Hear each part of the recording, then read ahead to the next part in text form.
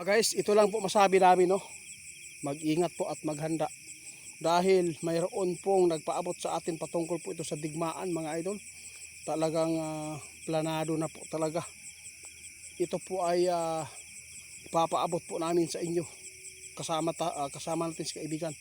Patungkol po ito sa digmaan na magaganap sa Pilipinas dahil mayroon talagang nagpaabot sa atin na dapat talaga na magtanim na ng mga pagkain dito sa bundok, sa kagubatan, dahil hindi po natin alam po kung ano po ang mangyayari, dahil talagang nakakaawa daw talaga ang syudad dahil naranasan po talaga nila ang digmaan po doon sa ibang bansa. Kaya ito po ang ating maipaabot.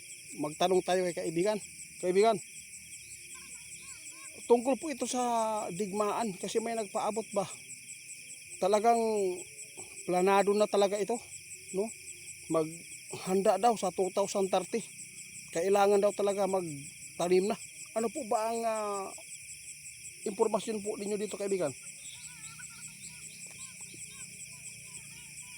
Oo nga, sinabi ng ating kaibigan itiit, lagi ko naman po yan sinasabi sa inyo na maghanda dahil ang digmaan, mga idol, talagang paghandaan po ng taga-syudad, dahil ang syudad po mismo ang pinakaunang makasagupa ng pinakamapait na mararanasan tulad po ng mga misil, mga idol. Oh, nababahala din po si kaibigan patungkol po dito, ma'am, sa ipinapaabot po ninyo.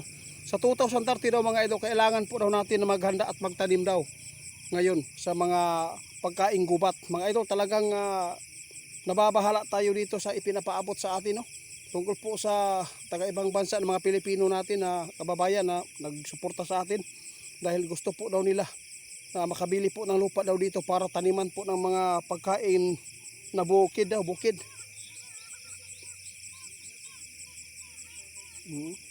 Ang iba hindi naniniwala na makaranas ang Pilipinas ng digmaan. Talagang kumpirmado din po ng ating kaibigan, no? Pinaghahandaan na po ang Pilipinas ng China. Kaya tandaan po ninyo ito, mga babala ng ating kaibigan, mga idol. Kung hindi man ito ngayong 2028, 2027, tandaan po ninyo na mayroon pong planado ngayon na 2030 talagang makakasagupa ang Pilipinas ng malaking dagok na ito ay digmaan. Sus, naku po, kaibigan. Walang ibang pakay silin nyo, mga idol. Ang gusto ng ating kaibigan na mapaingat po ang lahat ng mga Pilipino, lalo na po mga OFW. Kung mayroon kayong mga pera dyan sa bangko, kailangan po, kung talagang gusto niyong bumili ng lupa, no, yung mga malayo-layo talaga sa syudad, at kung mayroon kayong mga lupa sa bundok, bukid, linisan po ninyo, taniman po ninyo ng mga saging at yung mga laman po na nasa ilalim ng lupa na makakain natin, tulad ng kamuting kahoy, ubi, no? Yun po ang pinakamaganda, makakasurvive talaga ang tao, kasi pinakauna ang syudad ngayon na mawalan po ng mga pagkain dahil po kung simba ko mangyari po yung digmaan, mga misil, yung mga inimpok mong pagkain dyan, kung tatamaan yan, anong mangyayari, di ba? Totoo, durog nga yung mga simentado na mga bahay, yun pa kayo mga pagkain natin sobrang lambot. Sige kaibigan, salamat. Guys, tandaan po ninyo, may nag-alala po sa atin, taga ibang bansa, Pilipino din po. Talagang pinapahanda nga kami dito na bibili din po sila ng lupa para taniman daw ng mga pagkain sa bukid, sa bundok. Nababahala sila, mga idol, dahil planado na po talaga na talagang mangyayari ang digmaan po sa Pilipinas, no? Kaya tandaan po ninyo, hindi tayo pwede magkampante ngayon dahil hindi na po talaga maganda po ang takbo ng isip ng mga taong sakim.